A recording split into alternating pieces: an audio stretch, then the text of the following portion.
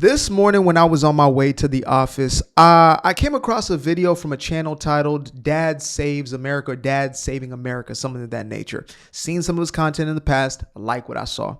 And this conversation happened to be with a woman who is like the foremost expert on this DEI nonsense. Not in the way you may think, right? She is the anti-DEI queen. She breaks this stuff down to a molecular level. And so I thought, I want to share this. I need to share this with y'all because it's too damn good.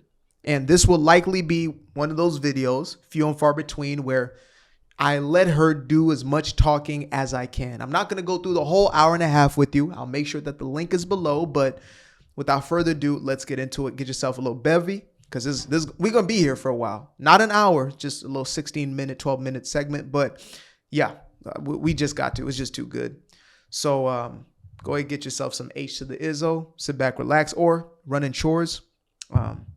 Whatever it is you got going on, tune in. That's all I'm going to say to you. Tune the hell in. Or the heaven in. Double standards and saying we don't expect the so-called marginalized groups, but above all Black. Helping people of color, you don't do so by tearing down standards.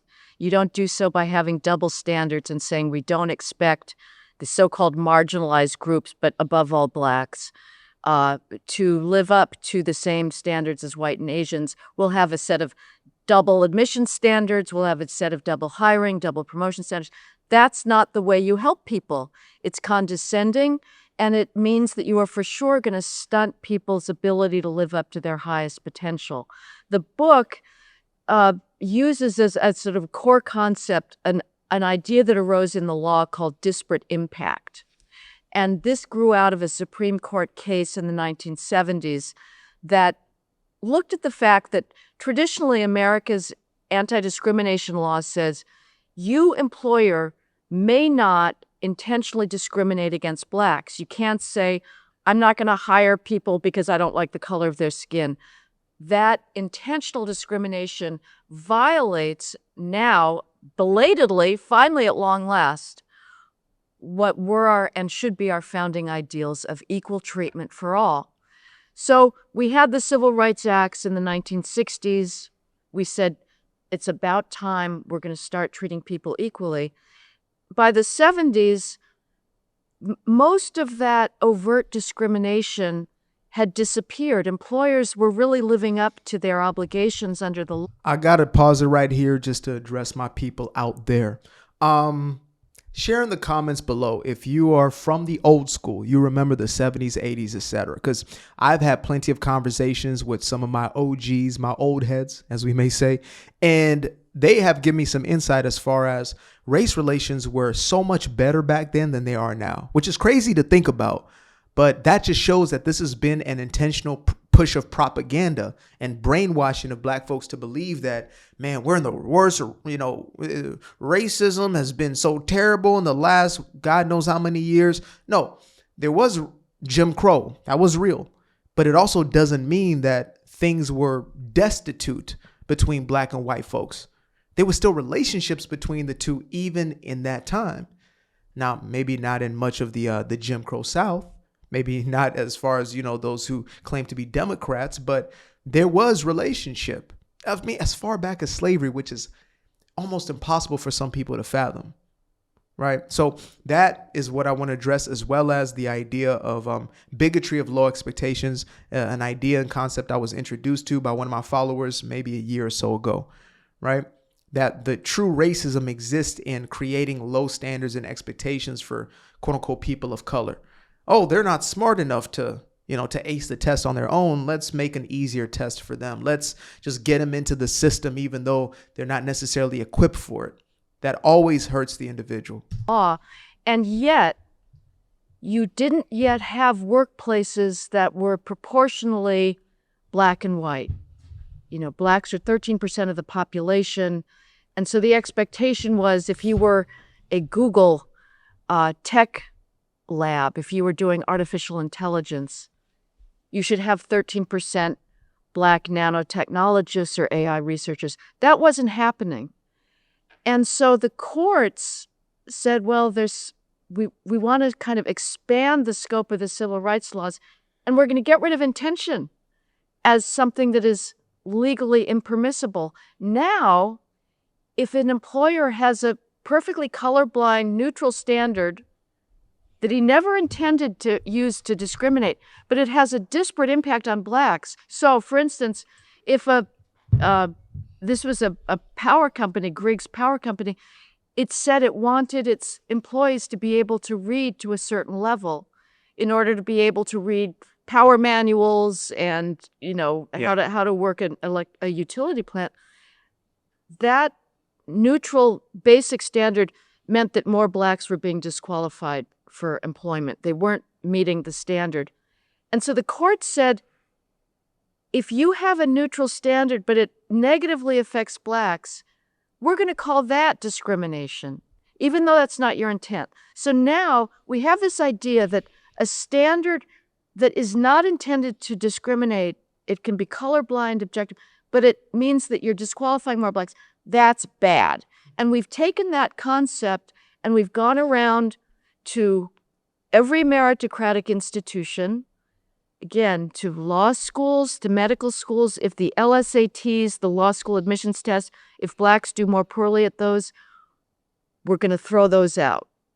If blacks do more poorly at the medical college admissions tests, we're going to throw those out. At medical licensing, we're going to throw those out because they have a disparate impact on blacks. This is a concept that destroys excellence. It destroys achievement. We see it in the arts where... And one of the most heartbreaking things to me about this entire thing is that, like she said, it doesn't allow for otherwise likely, highly capable and intelligent individuals to maximize on that potential, right? Not too long ago, I shared a video from Valuetainment, and there was an older gentleman, black man, who was talking about kind of this concept, and he brought up, I think he called them like the Golden 12 or something like that, who were the first black, I believe, lieutenants within the Navy. Again, I could be a little off with that. I have to refresh. But these 13 black men were the first black men because they were excellent, and they were beyond excellent because at that time, in the context of Jim Crow, nobody believed that they deserved to be in that place. And so they had to overachieve. That's why I guess this idea of black man has to work 2 or 3 times as hard. That might have been the reality in the time past, but now it's the very opposite. You can do the bare minimum and get away with it. Hell, I remember when they were trying to push me through into college, I didn't want to go. My grades were trash my senior year, but I still had my guidance counselor trying to push me. Maybe you can go to Michigan State. Maybe you go to this. Like, wait a minute. You don't care if I flunk out or not? Oh, you just need the numbers to say we got one of the black kids at our school to go to a university. So it is really, truly, truly unfortunate. Like, we don't get to take ourselves to that next level. We see it in sports and entertainment, and you have the Michael Jordans of the world and things of that nature, just the marvels of what could happen. The James Browns of the world, just marvels. But then when you're creating this very low barometer and standard, nobody is helped by that. Oh, we got 100 new black doctors. Does that mean anything if they did not match the necessary criteria, but instead you lower the criteria? How insulting. I would be insulted. I would be insulted if affirmative action was something that the only reason that I had a job, that DEI was the only reason that I got an opportunity. How insulting is that? I'd rather get to excellence and be recognized for that. The marketplace in reality only recognizes the best of the best, and it spits out the rest because it's unsustainable. Expectations of a certain proficiency for instruments, if that has a disparate impact, we're going to throw that out. We're throwing out literature, and we're seeing it in the law too.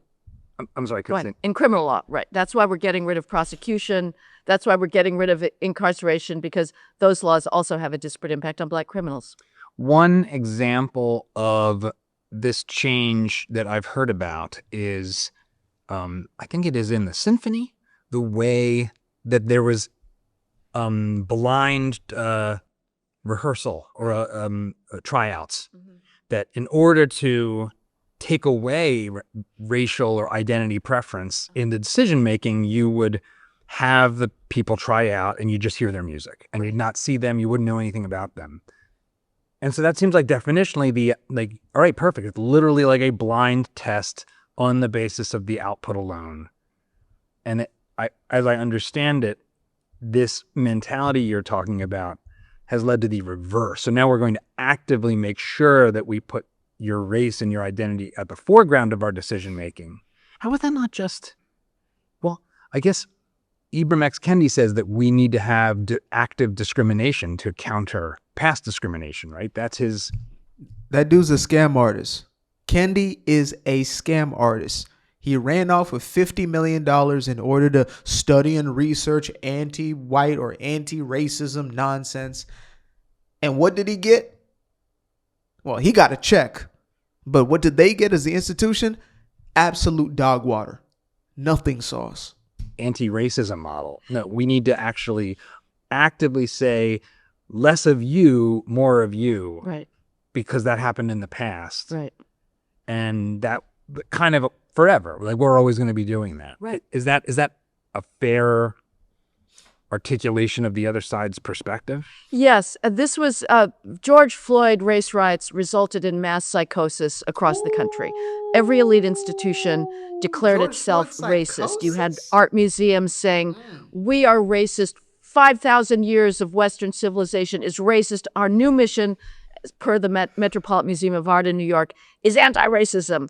You had restaurants saying we're racist. You had law firms saying we're racist. You had the Mathematical Association saying math is racist. And it was all this idea that a standard that has a disparate impact is racist. And Anthony Tomasini, who was the lead classical music critic of the New York Times, he called for what's called deblinding orchestral auditions. They were blind, you wouldn't know the identity. He said, I can't stand, and Alex Ross of the New Yorker, their lead music critic, this breaks my heart. These people, these classical music critics who are presiding over a dying tradition that they should know contain some of the most profound expressions of human eros, sorrow, longing, joy that's ever been created. They should be selling this art. And here was Tomasini, here was Alex Ross, here was the BBC Music Magazine after the George Floyd, during the summer of 2020, the summer of mass psychosis, saying, I can't stand going to a concert hall and listening to white male composers and having whites in the audience. This is giving young people an excuse. This is like saying, I can't stand Italian pizza. I can't stand Japanese sushi. Negro, they created it. Who created the symphony?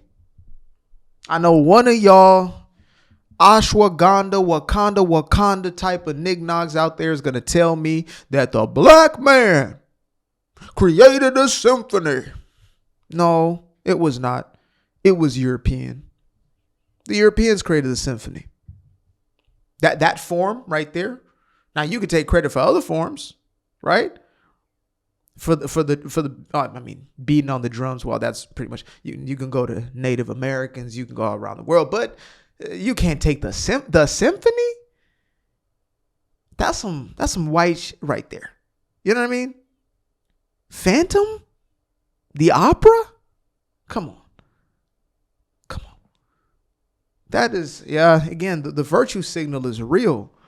It's real in these artistic crowds, in these higher educated elite crowds, and oh my God, it's just a cesspool of nonstop.